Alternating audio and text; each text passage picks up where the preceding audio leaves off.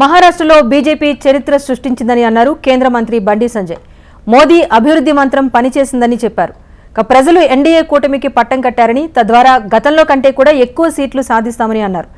రేవంత్ ప్రచారం చేసిన చోట కాంగ్రెస్ ఓడిపోయింది అంటూ విమర్శనాస్త్రాలు సంధించారు బండి సంజయ్.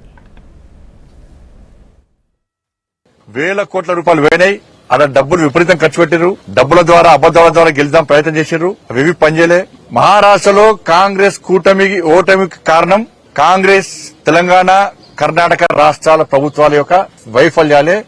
అట ఆ కూటమికి వైఫల్యానికి ఓడిపోవడానికి కారణం. హిమాచల్ ఎన్నికల పేరు చెప్పి కర్ణాటకలో గెలిచారు, కర్ణాటక ఎన్నికల ఫలితాలు చూపెట్టి తెలంగాణలో గెలిచారు. ఈ మూడు రాష్ట్రాల ఫలితాలను పెట్టించి ముగ్గురు ముఖ్యమంత్రులు తీసుకుపోయారు. ఇక నన్ను చూడు అందరూ మొత్తం మహారాష్ట్ర మొత్తం తెలంగాణ రాష్ట్ర ముఖ్యమంత్రి రేవంత్ రెడ్డి గారు అయితే 10 సార్లు వేయండి కావచ్చు. ఆయన వేయిన సీట్లు మొత్తం ఓడిపోయినాయి.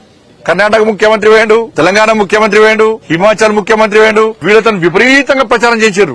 మేము ఇన్ని హామీలు ఇచ్చినాం, ఈ గ్యారెంటీ ఇచ్చినాం, 10 గ్యారెంటీలు అక్కడ, పాంచన్యాయం అని చెప్పి కర్ణాటకలా, 6 గ్యారెంటీలు అని చెప్పి తెలంగాణలో మేము అమలు చేస్తామంటే ప్రజలు ఇక్కడ ఏ విధంగా ధోకా చేసింది కాంగ్రెస్ పార్టీ, ఏ విధంగా నమ్మక ద్రోహం చేసింది 3 రాష్ట్రాల్లో, ఏ విధంగా ప్రజలను వంచింది, ఎన్నికల ముందు హామీలు ఇచ్చే విధంగా మోసం చేసింది, తిరిగి మహారాష్ట్రలో ఏ విధంగా తప్పుడు ప్రచారం చేస్తుందో ప్రజలు విశ్వసించరు, ఆ నమ్మిరు, వాళ్ళు అన్ని వాస్తవ విషయాలు గ్రహించారు. కాబట్టి కాంగ్రెస్ పార్టీ ఓటమికి కారణం తెలంగాణలో కాంగ్రెస్ ప్రభుత్వం, కర్ణాటకలో కాంగ్రెస్ ప్రభుత్వం, హిమాచల్లో కాంగ్రెస్ ప్రభుత్వం యొక్క వైఫల్యాలు, ఇచ్చిన హామీలు నెరవేర్చకుండా ఉల్టా తప్పుడు ప్రచారం చేయడం వల్లనే ఇలా మహారాష్ట్రలో కాంగ్రెస్ కూటమి ఓటమి చెందింది.